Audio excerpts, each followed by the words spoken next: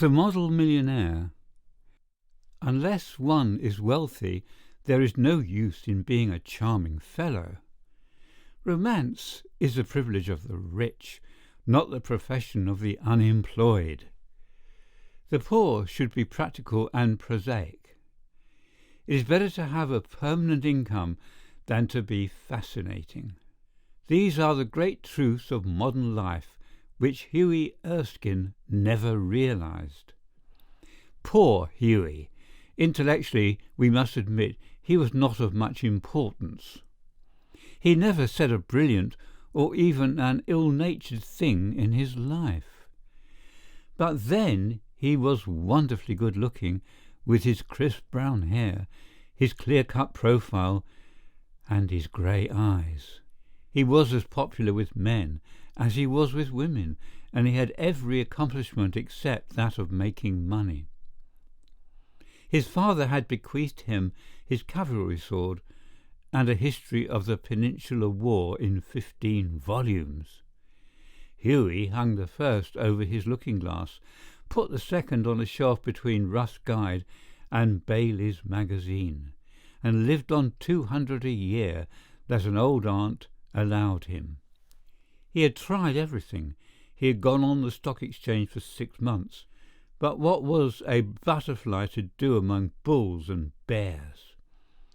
He had been a tea merchant for a little longer, but had soon tired of Picot and Souchong.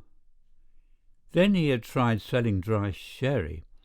That did not answer. The sherry was a little too dry.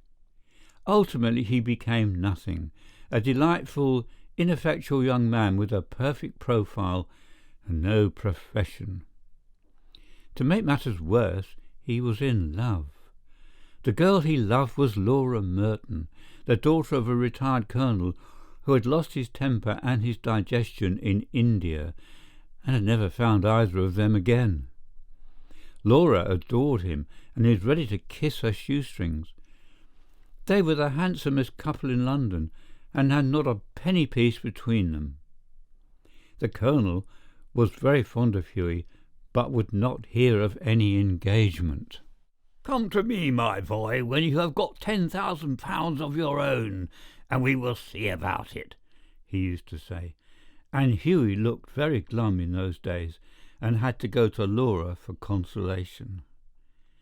One morning, as he was on his way to Holland Park, where the Mertons lived, he dropped in to see a great friend of his, Alan Trevor. Trevor was a painter. Indeed, few people escape that nowadays. But he was also an artist, and artists are rather rare. Personally, he was a strange, rough fellow, with a freckled face and a red, ragged beard. However, when he took up the brush, he was a real master, and his pictures were eagerly sought after. He had been very much attracted by Hughie at first, it must be acknowledged, entirely on account of his personal charm. The only people a painter should know, he used to say, are people who are bet and beautiful, people who are an artistic pleasure to look at and an intellectual repose to talk to. Men who are dandies and women who are darlings rule the world. At least they should do so. However, after he got to know Hughie better, he liked him quite as much for his bright, buoyant spirits and his generous, reckless nature, and had given him the permanent entree to his studio.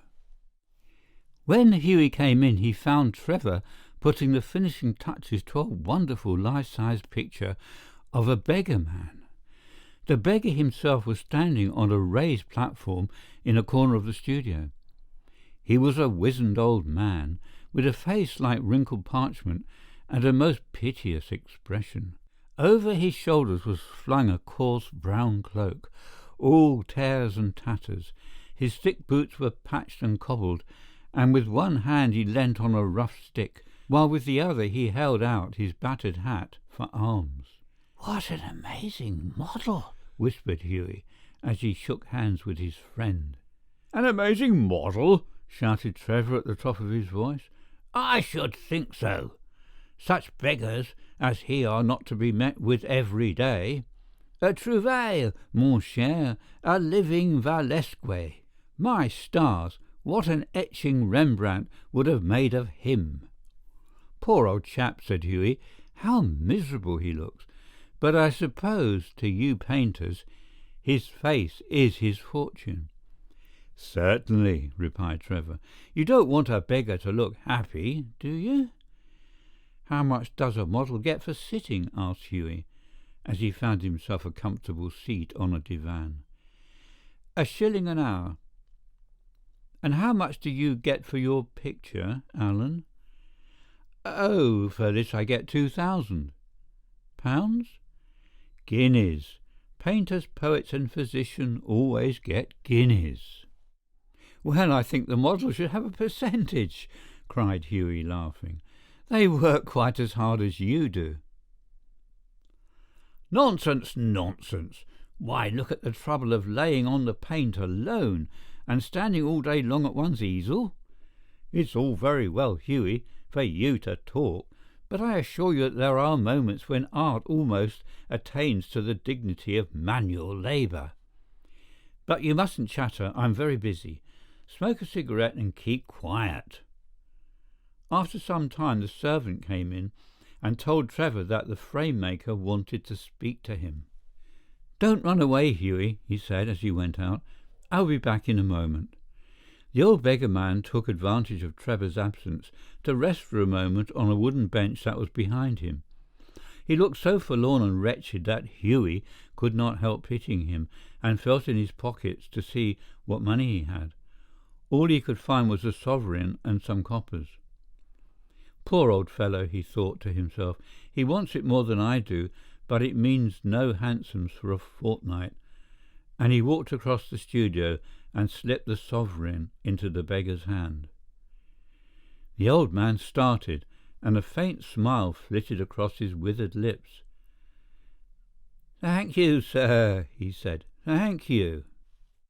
Then Trevor arrived, and Hughie took his leave, blushing a little at what he had done.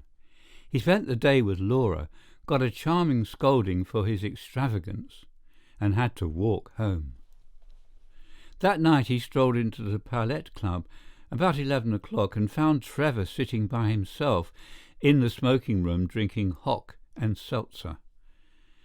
"Well, Alan, did you get the picture finished all right?" he said, as he lit his cigarette. "Finished and framed, my boy," answered Trevor. "And by the by, you have made a conquest.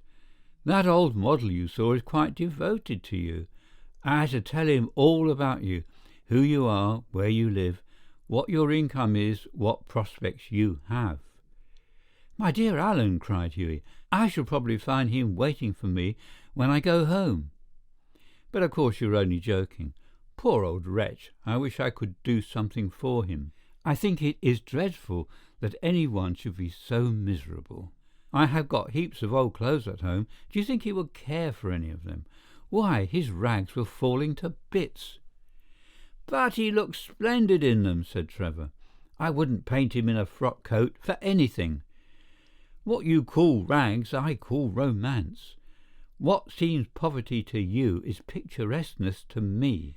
However, I'll tell him of your offer." "Alan," said Hughie seriously, "you painters are a heartless lot." "An artist's heart is his head," replied Trevor. "And besides, our business is to realize the world as we see it, not to reform it as we know it. À chacun son métier. And now tell me how Laura is." The old model was quite interested in her. "You don't mean to say you talked to him about her?" said Hughie. "Certainly I did. He knows all about the relentless Colonel, the lovely Laura, and the £10,000. "You told that old beggar all my private affairs?" cried Hughie, looking very red and angry. "My dear boy," said Trevor, smiling, "that old beggar, as you call him, is one of the richest men in Europe. He could buy all London tomorrow without overdrawing his account. He has a house in every capital, dines off gold plate, and can prevent Russia going to war when he chooses." "What on earth do you mean?" exclaimed Hughie. "What I say," said Trevor. "The old man you saw today in the studio was Baron Hausberg. He is a great friend of mine, buys all my pictures and that sort of thing, and gave me a commission a month ago to paint him as a beggar. Que voulez-vous? La fantaisie d'un millionnaire. And I must say he made a magnificent figure in his rags, or perhaps I should say in my rags. They are an old suit I got in Spain." "Baron Hausberg!" cried Hughie. "Good heavens! I gave him a sovereign," and he sank into an armchair, the picture of dismay. "Gave him a sovereign!" shouted Trevor, and he burst into a roar of laughter. "My dear boy, you'll never see it again. Son affaire, c'est l'argent des autres." "I think you might have told me, Alan," said Hughie sulkily, "and not have let me make such a fool of myself." "Well, to begin with, Hughie," said Trevor, "it never entered my mind that you went about distributing alms in that reckless way. I can understand your kissing a pretty model, but you're giving a sovereign to an ugly one. By Jove, no! Besides, the fact is that I really was not at home today to anyone, and when you came in I didn't know whether Hausberg would like his name mentioned. You know he wasn't in full dress." "What a duffer he must think me," said Hughie. "Not at all. He was in the highest spirits after you left, kept chuckling to himself and rubbing his old wrinkled hands together. I couldn't make out why he was so interested to know all about you, but I see it all now.